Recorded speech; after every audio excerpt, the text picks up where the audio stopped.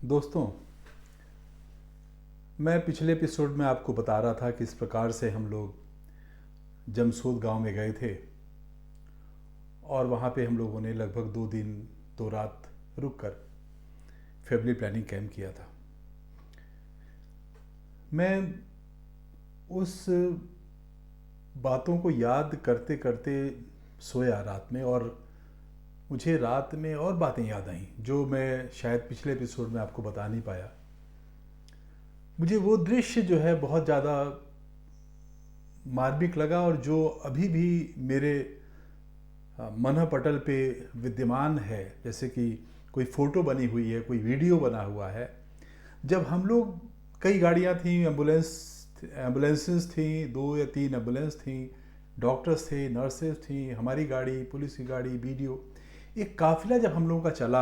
मैं सबसे पीछे गाड़ी में था, इसलिए कि मैं लोगों से बाद में मिल के आना चाह रहा था। तो मैंने जो डिपार्चर का समय याद किया वो तो बड़ा ही मार्मिक था। पूरे गांव के लोग, जिनका इलाज हुआ था, वो लोग भी, बच्चे, आदमी, सब के सब खड़े हुए थे और हम लोगों को विदा बड़े अश्रुपूरित आंखों से दे रहे थे। बहुत से लोगों की आंखों में आंसू था। कुछ व्यक्त कर पाते थे आंसुओं के माध्यम से, कुछ नहीं कर पाते थे, उनके दिल द्रवित थे। सबको देखने से लग रहा था कि हम लोगों को जाते हुए देखकर उनको बहुत ही कष्ट हो रहा है। तो वो दृश्य मैं याद है, मैं जब जीप, मेरी खुली जीप थी और मैं जीप से आगे बैठा हुआ था, पीछे मुड़ मुड़ के देख रहा था। मैं अपने पीछे गनर से, चपरासी से पूछ रहा था, भाई अभी गांव वाले हट गए कि नहीं गए। तो वो जब तक आंखों से वो दृश्य ओझल नहीं हो गया, तब तक वो बोलता गया, साहब अभी भी खड़े हैं, अभी भी खड़े हैं। वो हाथों हिलाने की कोई परंपरा नहीं थी, लेकिन चुपचाप वो हाथ बांधे खड़े हुए थे, सैकड़ों की संख्या में। और मुझे याद है कि जब आखिरी बार मैंने उनको देखा था मुड़ के गाड़ी से ऐसे, तो सब के सब खड़े हुए थे, दूर, काफ़ी दूर हो चुके थे। एनीवे, ये सब जीवन की वो घटनाएं हैं जो आज जब मैं शांत मन से रिटायर होने के बाद बैठता हूँ, याद करता हूँ, तो बहुत ही मन को उथल पुथल करने वाला होता है कि कैसे लोगों में, गांव के लोगों में कितना प्यार होता है। यदि हम जरा सा उनके लिए कर देते हैं तो कितना वो एहसान मानते हैं, कितना वो हमको भगवान की तरह मानते हैं। तो ये बातें जो मेरी आप लोग सुन रहे हैं, विशेष रूप से मैं पुनः आ रहा हूँ उन लोगों से जो कि हम लोगों की सर्विसेज को देख के बहुत ज़्यादा खुश होते हैं और ऐसा ही बनना चाहते हैं, इसी सर्विस में आना चाहते हैं। अब मैं उन पर आता हूँ, विशेष रूप से उन पर। आपने इस एपिसोड में तो मैं देख लिया कि किस प्रकार से एक लीडरशिप लेकर हमने गांव में गरीब बच्चों, औरतों, महिलाओं का उपचार किया, उनको एक नया जीवन देने की कोशिश करी। लेकिन उसी चकिया तहसील में एक और मेरा अनुभव था। बीच में कई अनुभव थे, मैं आगे आपको बताऊंगा, लेकिन एक और अनुभव था जो आज मैं पहली बार बता रहा हूं, जिसने मुझे बहुत बड़ा झटका दिया। किस प्रकार से एक अच्छा काम करके प्रशंसा मिली, उसी प्रकार से उससे ज़्यादा अच्छा और बड़ा अच्छा काम करके मुझे कितना बड़ा झटका मिला। और कोई साथ नहीं था मेरे। अगर कोई साथ था तो भावनाएं थी, बस लोगों की भावना थी, हमारे कलेक्टर साहब की भी भावना थी, भाई तुम आ जाओ। तो मैं उस घटना पे आ रहा हूँ। जैसा कि आपको मैंने बताया था कि जब मैं चकिया गया, वो नौगढ़ का एरिया पहाड़ी एरिया था। वहाँ पे लोग पैसा उधार में लेके काम किया करते थे। तो एक प्रकार से जब किसी बड़े आदमी से, साहूकार से या खेतिहर से कोई पैसा ले लेता था, तो फिर वो उसके यहाँ खेत में, उसके खलिहान में काम करने के लिए बाध्य होता था और उसी पैसे से उसकी भरपाई होती थी, किश्तें की कट रही हैं ऐसे। तो एक प्रकार से वो बंधुआ मजदूर की श्रेणी में आ जाता था।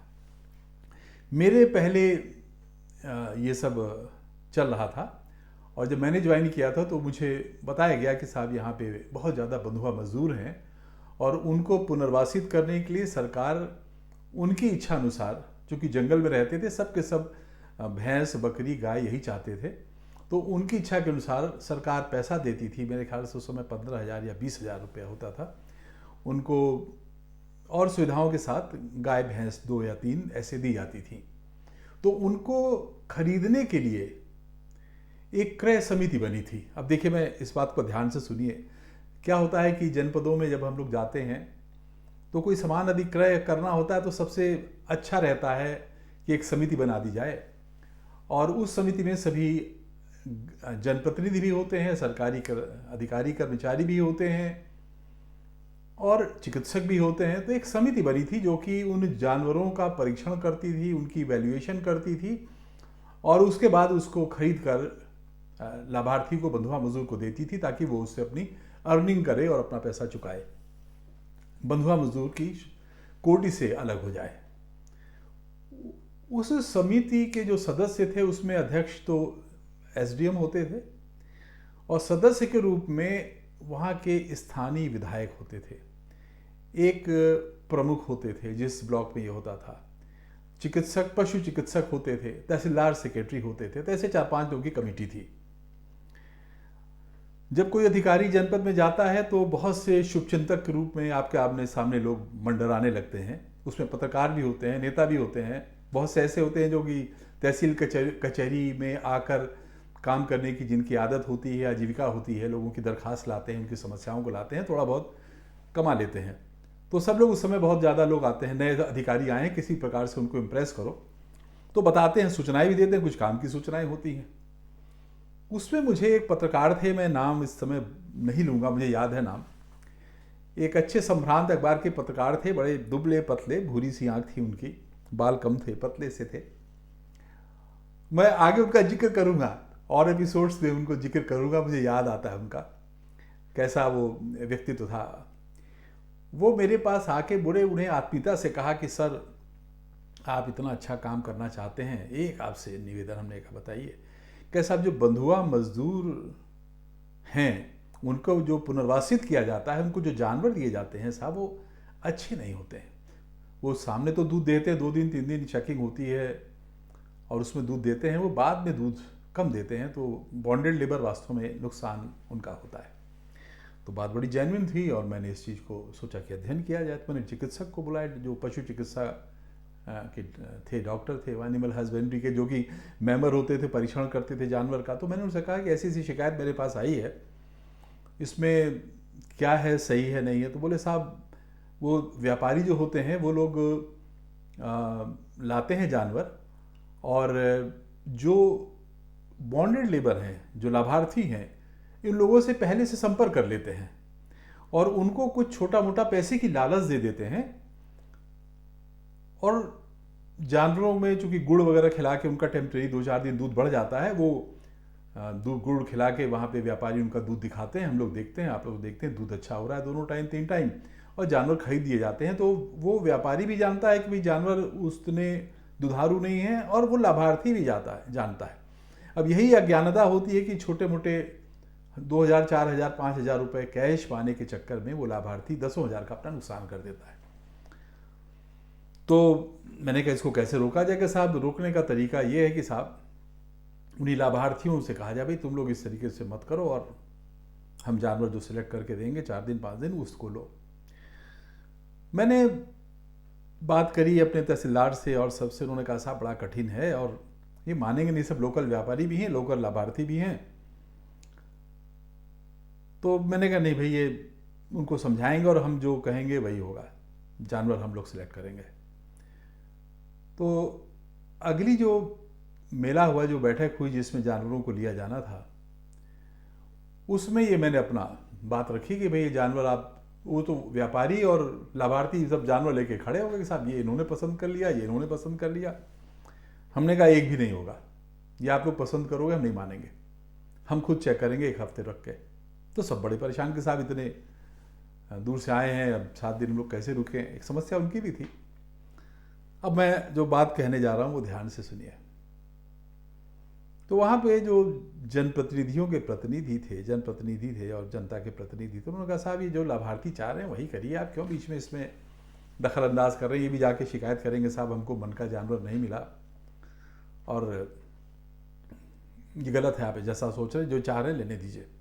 मुझे अच्छा नहीं लगा। मैंने इसको याद है, शायद उस दिन के उस कार्यक्रम को मैंने पोस्टपोन किया। मैंने कहा दोबारा हम करेंगे, हम इस पर सोच विचार करेंगे। मैंने उसको बाद में शाम को, मैं उसी दिन बुलाया, तहसीलदार को बुलाया, मैंने एक दो और लोगों को बुलाया जो जानकार थे इसके। मैंने पूछा कि ऐसा होता क्यों है, ये क्यों हो रहा है ऐसा। तो मतलब तो उन्होंने कहा साहब उसी व्यापारी को बुलाइए, व्यापारी सही से बताएंगे।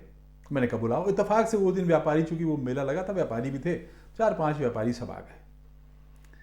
तो मैंने कहा भी तुम लोग ये जानते हो गरीब लोगों के लिए सरकार योजना लाई है और इतना एक बार इनको सुविधा मिल जाएगी, दोबारा नहीं मिलेगी, ये लोग फिर उसी गरीबी में चले जाएंगे। तो आप लोग कितना न्याय कर रहे हो, पैसा तुम लोग थोड़ा बहुत उनको दे देते हो, थोड़ा बहुत बचा लेते हो, पाप कर रहे हो, वैसे भी तुम लोग को लाभ होगा, ये सब मत करो। तो उसमें ही एक व्यापारी कुछ समझदार था, उसमें नैतिकता रही होगी, उसने कहा साहब हम लोग करें क्या, हमसे पैसा लिया जाता है। मैंने कहा कौन लेता है? बोला साहब क्या बताएं। फिर दूसरे व्यापारी ने कहा साहब हाथ जोड़ा कि साहब मत परेशान करिए, हम लोग की रोजी रोटी है, दूसरे व्यापारी को ले आएंगे, हम लोग को जानवर हमारे रह जाएंगे। तो हमने जोड़ दिया, हमने कहा नहीं तुमको बताओ भाई, हम रोकेंगे और कोई ऐसा गलत आदमी है तो हम उसको समझाएंगे, हटाएंगे। तो उसने नाम जो लिया, तो उसने स्थानीय विधायक जी का नाम लिया। साहब वो पैसा लेते हैं प्रति जानवर 500 रुपये, 800 रुपये ऐसे, और डॉक्टर भी लेते होंगे, मुझे बताया नहीं, लेकिन उनका चूँकि शेयर ज़्यादा था और उनको कहीं कष्ट होता था व्यापारियों को। तो साहब ऐसे लोगों को हटा दीजिए कमेटी से और साहब सीधे व्यापारी रहें, आप लोग रहिए, तो सब हम लोग अच्छा जानवर देंगे। तो मैंने कहा भाई ये विधायक हैं, रूलिंग पार्टी के विधायक हैं। तहसीलदार ने कहा साहब ये तो सबको मालूम है, लेकिन कोई करे क्या, कोई बोल नहीं सकता है इसमें। उसने कहा साहब चिकित्सक हैं, वो लोग भी 200-400 रुपये ले लेते हैं, जो लेखपाल लेके उनको आता है वो भी लेता है, ब्लॉक वाले भी कुछ कुछ ले लेते हैं 200। तो साहब पैसा तो बढ़ जाता है, इसीलिए अच्छे जानवर नहीं आते हैं। तो मैं छोटे लोगों को तो मैं समझा सकता था। मैंने कहा सबसे पहले कमेटी में क्या क्या है। मैंने नियमावली पढ़ी, नियमावली में लिखा था कि कोई जनप्रतिनिधि, ये नहीं लिखा था कि विधायक हो या MP हो। तो मैंने देखा कि मैंने कहा भाई जनप्रतिनिधि में तो कोई आप उसी ब्लॉक का कोई जनप्रतिनिधि लो जो उसी बिरादरी का हो। तो मुझे अभी भी याद है, एक किसी ने मुझे, तहसीलदार ने, एक लेखपाल था बड़ा, वो गोपाल सिंह नाम था उसका, बड़ा तेज लेखपाल था, छोटा सा था। उसने कहा साहब शिवनाथ कनिष्ठ प्रमुख हैं, उनको साहब ले लीजिए समिति, उन्हीं लोगों के बीच के हैं, वो भी बंधुआ लेबर में हैं और कनिष्ठ प्रमुख बनाए गए, उनको सदस्य बना लीजिए। बस मैंने कहा उन्हीं को बनाओ, और मैंने तुरंत वायरलेस करके उनको कहा। शाम तक वो बेचारे किसी तरीके मोटरसाइकिल वगैरह से आ गए, दुबले पतले थे, एक आँख उनकी खराब थी और गरीब आदमी थे। तो मैंने उनको समझाया, मैंने कैसे से आपको बना रहे हैं। दोनों बड़े वो द्रवित हुए कि साहब आप इतना अच्छा नेक काम कर रहे हैं, लेकिन वो विधायक ही नाराज जाएंगे। हमने कहा तो उसकी जिम्मा हमारा है, तुम छोड़ो। और मैंने वो समिति को पुनः गठित किया, विधायक जी के स्थान पे ज्येष्ठ कनिष्ठ प्रमुख शिवनाथ, उनको मैंने मेंबर बना दिया। और जैसे ही साहब मेंबर बनाया, उसको भी शाम हुई होगी, दूसरे दिन सुबह से लोगों का फोन आने, पत्रकार लोगों को तो मसाला मिल जाता, साहब आपने विधायक जी को हटा दिया कमेटी से। तो मैंने कहा वो जरूरी था, जो लोकल आदमी थे उनको रखना था, होता है नहीं वे लोग समझ गए कि साहब कुछ सब जानते थे क्या होता है। तो काफ़ी प्रचार हो गया कि साहब ये SDM ने ऐसा ऐसा कर दिया, विधायक को पहली बार कमेटी से हटा दिया गया, बॉन्डेड लेबर की कमेटी से। दूसरा तीसरा दिन रहा होगा, क्योंकि ये सब बिजनेस में बहुत लोग इन्वॉल्व होते हैं, तो कुछ सदस्यों को बुरा लगा हो। तो वो 3 दिन बाद एक कोई पांडे जी थे, मुझे याद है कि वो फ्रीडम फाइटर तो नहीं थे, लेकिन अपने को फ्रीडम फाइटर कहते थे, पता नहीं कैसे।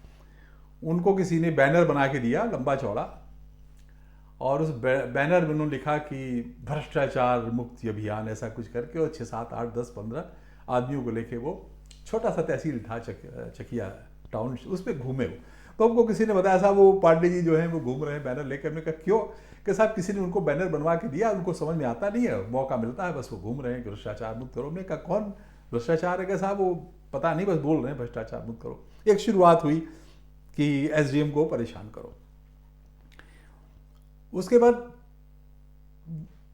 3-4 दिन की बात है, 3-4 दिन बाद ऐसे ही रहा, मैं तहसील में बैठा हुआ था।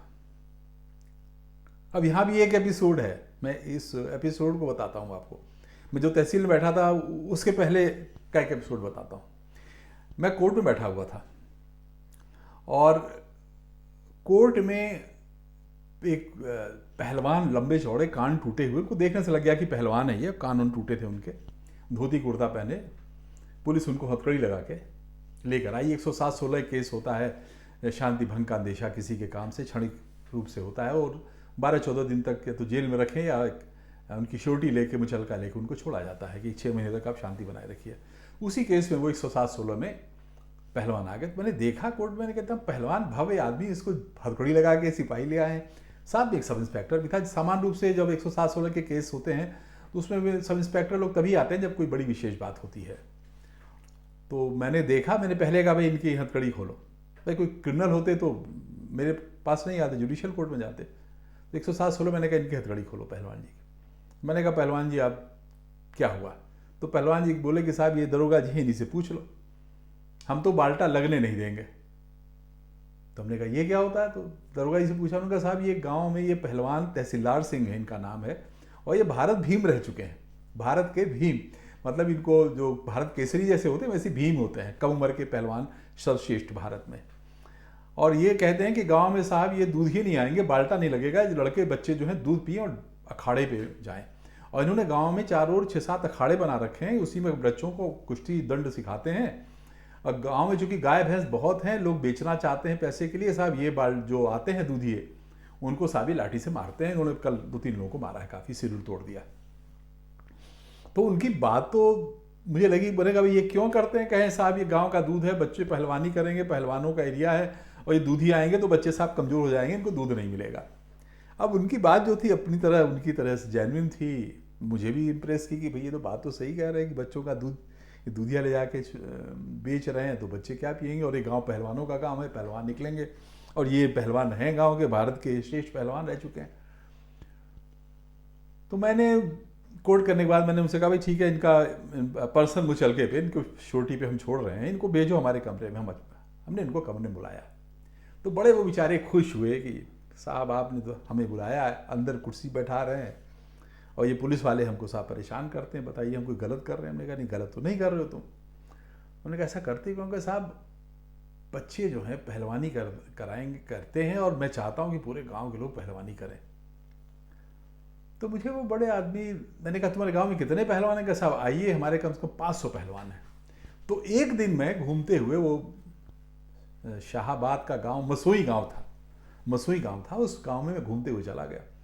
सुबह का समय था, 6-7 बजे। मैंने कहा साहब सुबह आइए। तो सुबह देखा साहब अखाड़े थे, दूर से दिख रहे थे, अखाड़े में लाल लंगोट पहने छोटे छोटे लड़के, बड़े बड़े लड़के, हर उम्र के लड़के कुश्ती लड़ रहे हैं, डंड मार रहे हैं। ऐसे 2-3 अखाड़े थे, और वो मिल गए हमको, उनको मालूम था हमारे हैं तहसीलदार सिंह। तो मैंने देखा, मुझे अच्छा लगा। मैंने कहा फिर चूंकि उनको मालूम था कि मैं आ रहा हूँ, तो काफ़ी और बड़े पहलवान भी सब खड़े थे, 20-30-40 पहलवान। तो हमने कहा तुम लोग करते क्या हो? कैसा आप पहलवानी करते हैं, जहाँ दंगल होता है खड़ा जाते हैं, वहाँ 50-10-20 रुपये इनाम मिलता है। तो मैंने देखा, हमने कहा और क्या काम करते हो? और सब कुछ नहीं है, डंड मारते हैं, दूध पीते हैं। तो मैंने सोचा कि इनका उपयोग क्या किया जाए। वो घटना मैं आगे बताता हूँ। तो मैं जब तहसील में था, हाँ, फिर मैं कोर्ट में आया, और मैंने फिर तहसीलदार को फ़ोन किया। मैंने कहा भाई तुम, उस समय होता था कि जो पैसा होता था मालगुजारी वसूली के लिए, अमीन होते थे, रेगुलर एम्प्लॉय होते थे, कुछ सीज़न में 6 महीने सीज़न होता था वसूली का, उसमें 6 महीने के लिए टेम्प्रेरी सीजनल अमीन कहा जाता था, रखे जाते थे। तो मैं वो तहसीलदार मेरी फाइल लेकर आया, साहब ये 30 या 22-23 लोगों का सीजनल अमीन का सिलेक्शन हो रहा है 3-3 महीने के लिए, साहब ये पहले से लोग काम किए हैं सीजनल अमीन, इन्हीं को कर दिया जाए। तो मैंने कहा साहब मैं देखना चाहता हूँ कैसे हैं। तो उसने कहा साहब तहसील चलिए। मैं तहसील गया, तो तहसील में देखा पुराने कोई 40-50 साल के दुबले पतले ऐसे कुछ। तो मैंने पूछा क्या करते हो? सब खेती वाले थे, छोटी मोटी खेती, कोई व्यापारी दुकान करता था, इस तरीके से थे सब। तो मेरे दिमाग में था कि इन पहलवानों को मैं क्या करूं। तो मैंने कहा तहसीलदार साहब ये बताओ तुम्हारी वसूली क्या है? वसूली का साहब बड़ी कठिनाई होती है, क्षेत्र में पहलवान है, कई हर गांव में पहलवान है, और झगड़ा करते हैं, वसूली नहीं होती है साहब। और 20-30% साहब वसूली हो पाती है, वसूली हर साल ड्यू रहता है, हम लोग को बढ़ाना पड़ता है। तो मैंने कहा वसूली कैसे हो सकती है? कि साहब दबंगी पुलिस, आप चलिए गाँव में, चलिए पुलिस के साथ चलिए, रेड करिए, तो साहब वसूली होगी। तो मैंने वो एक गाँव में जाके ऐसा किया भी, जो सबसे फेमस गांव था, वहाँ में गया पुलिस लेके, अर्ली मॉर्निंग में पकड़ा होगा। तो मैंने तहसीलदार से कहा भाई तहसीलदार साहब ऐसा करो, इस बार 3 महीने के लिए तुम मेरे आदमी लगाओ। कि साहब कौन आदमी? मैंने कहा ये गांव मसोई और आसपास के जो पहलवान हैं, ये सब खाली बैठे हुए हैं, इनको पहलवानी तो करते हैं चाहे, लेकिन 4 6 7 अखाड़े लड़ पाते हैं, ये कहीं पैसा इनको मिलता है, इनको एक आमदनी का साधन भी हो जाएगा और भाई वसूली भी हो जाएगी। तो उसने कहा साहब जो सब आश्चर्यचकित तो मैंने करो, तो मैंने उसी गांव से लगभग बुलाए 30-40 लोगों को, जो भी थे पहलवान, सबको मैंने 3-3 महीने का कहा सीजनल अमीन बनाओ इनको, और सबको सीजनल अमीन बना दिया था। तो जब मैं आपसे बात कर रहा हूँ कि जो ये ड्रामा हो रहा था, जब मैंने सदस्य को हटाया था, तो मैं तहसील पे उन्हीं अमीनों की वसूली की समीक्षा करने गया था। तो देखा पहलवान टाइप के अमीन सब जमीन पे दरी बिछा के बैठे हुए हैं, तहसीलदार साहब, नायब तहसीलदार साहब, सब लोग सीनियर लोग बैठे हैं, AWBN बैठा है, CRA बैठे हैं सब लोग। तो मैंने उनसे बात की भी कैसे वसूली तुम लोग की है, बताया साहब तो बहुत अच्छी वसूली करके लाए हैं लोग, और 70-80% हो गया, जब 20-30% से ज़्यादा वसूली होती नहीं थी यहाँ पे। तो मैंने कहा बहुत बढ़िया। तो उसी में से बाहर जो है भ्रष्टाचार मुक्त करो, भ्रष्टाचार मुक्त करो नारे लग रहे थे। तो मुझे डिस्टर्बेंस हुआ, मैंने कहा ये क्या न्यूसेंस कर रहे हैं, क्यों कर रहा है? कि साहब ये सब दलाल हैं और यही सब करते रहते हैं, इनको कुछ ना कुछ पैसा कैसे मिले, ऐसे भ्रष्टाचार मुक्त करो चिल्ला के, कहीं किसी ऑफिस में चले जाएंगे, कहीं वीडियो क्या चले जाएंगे, ऐसे ही करते हैं। मुझे गुस्सा, मैंने कहा इन लोग खत्म करो, क्या न्यूसेंस करते रहते हैं यार, कुछ काम नहीं करने देते हैं, शोर कर रहे हैं, मीटिंग हम कर रहे हैं। मैं इतना कह के चलाया, मैंने कहा ऐसे लोगों को तो पिटाई करनी चाहिए। हाँ, मैंने कह दिया ऐसे लोगों की पिटाई करनी चाहिए जो जिस प्रकार से न्यूसेंस करते हैं छोटे छोटे पैसा कमाने के लिए। अब मैं बात चलाया, क्या हुआ कि उसी के 3-4 दिन बाद मेरा घर था, कैंपस मेरा ऐसे घर था और उसका बहुत बड़ा कैंपस था, उसके बाद कोर्ट थी और कोर्ट के सामने खुला मैदान था जहाँ वकील लोग बैठा करते थे अपना शेड लगा के। तो मुझे मेरे चपरासी ने बताया साहब वो विधायक जी जो हैं, उसका नाम नहीं मैं लेना चाहूँगा, वो उचित नहीं होगा, विधायक जी साहब वहाँ पे मंच लगा रहे हैं। हमने कहा क्यों लगा रहे हैं? साहब आपके खिलाफ प्रदर्शन कर रहे हैं, भ्रष्टाचार मुक्त जो पांडे जी चला रहे थे वही सब लोग 20-40 लोग आ गए हैं और वो विधायक जी ने ही ये सब करवाया था, वो अब सामने आ गए विधायक जी, अब तक तो सामने थे नहीं। तो विधायक जी वो मंच पे अब भाषण देंगे। मुझे गुस्सा तो आया, मैंने कहा ये इसको सदस्य के रूप से हटा दिया तो अब ये मतलब भ्रष्टाचार मुक्त करना चाह रहा है। एनीवे मैं कोर्ट में बैठा, जब कोर्ट में बैठा हुआ था, बहस चल रही थी, तो विधायक जी का बाहर भाषण चल रहा था और कुछ भाषण में मेरा नाम भी आ रहा था, मुझे गुस्सा भी आ रहा था, सह रहा था मैं, बुरा तो लगे, मैं सही काम कर रहा हूँ और कोई मुझे भ्रष्टाचारी कहे तो कैसा लगेगा। आप सोचिए, न्याय नहीं नौकरी मेरी। तो थोड़ी देर बाद, मुश्किल से 20-25 मिनट हुआ होगा, देखा बड़ी जोर से आवाज़ आई, धाड़ धूड़ माइक से आवाज़ आई, धाड़ धूड़, एक माइक बंद और फिर बाहर से आवाज़ हल्की हल्की आने लगी। तो पुलिस वाले थे जो हमारे गार्ड रोड, वो सब निकल के बाहर भागे। तो मैं कोर्ट में, जब सब लोग वकील थे उधर भागे, तो मैं चुपचाप आके चैम्बर बैठ गया। मैं चपरासी से क्या हो रहा है? कैसा विधायक जी को मार रहे हैं। मतलब मार रहे हैं कि साहब वो मार क्या रहे हैं, वो जिसपे विधायक जी भाषण दे रहे थे वो मार, हमने कहा मार रहे हैं कि नहीं? मार तो नहीं रहे साले, कि विधायक जी गिर गए हैं। मैं कैसे गिर गए? कि साहब जो भाषण जो मंच बना के दे रहे थे उसको नीचे से बल्लियां लोगों ने उखाड़ दिए, वो मंच पूरा गिर गया, वो विधायक जी गिर गए, चोट आ गई है, मुंह में उनके दांत टूट गया, ऐसा कुछ। मुझे बड़ा भी विधायक है, उनका दांत टूट गया और वो मेरे खिलाफ भाषण दे रहे थे। तो मैं सर्वित हो गया। मैंने पूछा किया किसने? कि साहब वही सब पहलवान लोगों ने कर दिया। अरे मैंने कहा कौन? वो सब सीजन अमीन जो बनाया था आपने। तो मैंने ये बात कही कि ये सब इनकी पिटाई होनी चाहिए और ऐसे जो भ्रष्टाचार हल्ला करके पैसा कमाते हैं लोगों से, वो बात उन्होंने, पहलवानों ने अपने मन में रख ली और उसका कल्मिनेशन ये हुआ कि उस मंच तोड़ ताड़ दिया और तोड़ ताड़ के माइक को खींच खाच के मैं चुपचाप घर के आ गया वापस। मैंने कहा क्या करूं यार, ये तो बड़ा वो हो गया। फिर वो सीओ थे, मुझे याद है कोई एक सीओ साहब थे, वो थे नहीं, वो सीओ अकेला एसडीएम मैं ही रहता था वहाँ पे तहसील पे, और कोई सब लोग बनारस रहते थे, बनारस से आ जाया करते थे। तो मैंने कहा भाई सीओ साहब बुलाओ, ये सब जो अब करूँ क्या, जिसने मारा तो है नहीं, उन्होंने मंच खींच लिया, चोट लग गई उनको, इसका कुछ तो किया जाए। वो शायद फिर पता चला विधायक जी हॉस्पिटल गए, उन्होंने अपना जांच कराया। उसके बाद 1-2 घंटे बाद मुझे मैसेज आया, और मैसेज का पत्रकारों को तो मौका मिल जाता है, बस पत्रकारों की भीड़, वो विधायक जी और थाना और अस्पताल और स्कूटर से झूं झूं झूं चारों ओर कि साहब वो तो विधायक जी ने कर दिया, विधायक जी ने तो मेडिकल कराया साहब, उनको बड़ी चोट आई है, खून निकल रहा है। और वो तो विधायक जी थाने पे गए हैं और थाने पे साहब FIR हो गई है। हमने कहा क्या हुई FIR? कि साहब 307 होता है हत्या का प्रयास। मैंने कहा कैसे? एसओ ने FIR कर, मैंने एसओ को फ़ोन मिला, लैंडलाइन फ़ोन था, एसओ ने फ़ोन ही नहीं उठाया। तो मुझे थोड़ा सा तनाव भी हुआ, ये FIR हो गई SDMO मेरे खिलाफ। तो मैंने फिर वाले से CO को कांटेक्ट किया, भी CO साहब हैं का? तो CO साहब को मालूम चल गया, तो वो रास्ते में थे, वो आए मेरे घर पे। वो घर पे जब आए तो मैंने उनसे कहा ये क्या हो रहा है? क्या सर आप चिंता न करिए, विधायक है, मामला ऐसा, उनको दांत तो टूट गया है, बड़ा ऐसा मामला है, इसको शांत करने के लिए इंस्पेक्टर ने FIR लिख दी होगी, सब खत्म हो जाएगी। मैंने कहा अच्छा ठीक है भाई, जो आप इससे, मैंने कहा ठीक, अच्छी बात है। वो फिर CO साहब अपना, मैंने कहा जाओ, फिर मैं जा रहा हूँ थाने पे जा रहा हूँ। CO साहब गए। उसके बाद फिर मुझे याद है कि आधे घंटे बाद वही विधायक जी को लेकर 12 लोग, उसमें वो पहलवान लोग भी थे, मेरे गेट पे आ रहे हैं। मेरे चपरासी का साहब विधायक जी आए हैं घर पे। मैंने कहा बुला लो, अच्छी बात है, उनको चोट लगी, जो ही इलाज हुआ कि नहीं। मैंने उनको बुला के बैठाया, वो बैठने को तैयार नहीं हुए अंदर, क्योंकि उनको चोट वोट लगी थी, कपड़े में खून भी लगा हुआ था। तो मैंने कहा विधायक जी बड़े गलत हुआ कि नहीं, कोई जो हुआ साहब, हमारी लड़ाई आपसे नहीं है, हमारी लड़ाई तो भ्रष्टाचार के खिलाफ है। उन्होंने एक एप्लीकेशन बनाई, अपने हाथ से बना के लाए थे कि साहब हम ये विरोध करते हैं, ऐसा भ्रष्टाचार होता है, ब्लॉक पे होता है, तहसील जो सामान्य रूप से कि लेखपाल पैसा ले लेता है, कोर्ट में पेशकार 5 रुपये ले लेता है, ब्लॉक में पंचायत सेक्रेटरी पैसा ले लेता है, थाने पे मुंशी ले लेता है, ये सब शिकायतें, सामान्य जो शिकायतें होती थी, उन्हीं शिकायतों को लिख के उन्होंने साहब आपके विरुद्ध वही प्रदर्शन हो रहा था, और वो पीछे पांडे जी का भी बैनर था, खड़े थे वो भी, तो ये प्रदर्शन आपके खिलाफ नहीं है साहब, ये तो सामान्य भ्रष्टाचार के खिलाफ है, और साहब आप इसको एप्लीकेशन लीजिए, कार्रवाई करिए। अब मुझे आश्चर्य हुआ कि विधायक जी का रुख ही बदल गया, और साथ में उनके सब वो पहलवान चारों। तो मैं सब भावना समझ गया, मैं चुपचाप आया अंदर।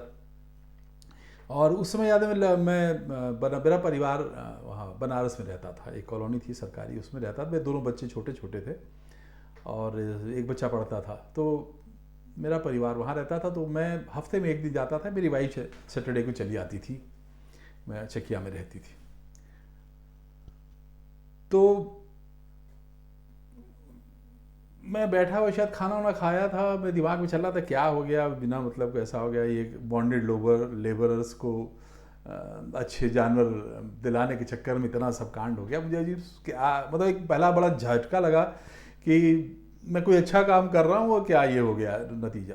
और मुझे लग रहा था, अच्छा मुझे ये भी नहीं आइडिया थी अब क्या होगा, लेकिन जिज्ञासा थी, परेशान था कि आगे क्या होगा। भाई विधायक को चोट लगी इतनी, और एक आधे घंटे उस समय टेलीफोन होता था, वो कई जगह से मिल के पहले बनारस से मुगल सराय से फिर एक और अलीगंज, कुछ अलीगंज जैसा पड़ता था, वहाँ से कनेक्ट होता था। वो वहाँ के लाइन, वो क्या होते हैं जो कनेक्टर होते हैं टेलीफोन एक्सचेंज के, वो लोग कहते हैं साहब DM साहब लाइन पे हैं, वहाँ से आवाज़ हल्की सी आ रही है, DM साहब लाइन पे हैं, DM साहब को फ़ोन दीजिए, और वो आधे मिनट 1 मिनट में DM साहब से कनेक्शन हो जाता था तारों का।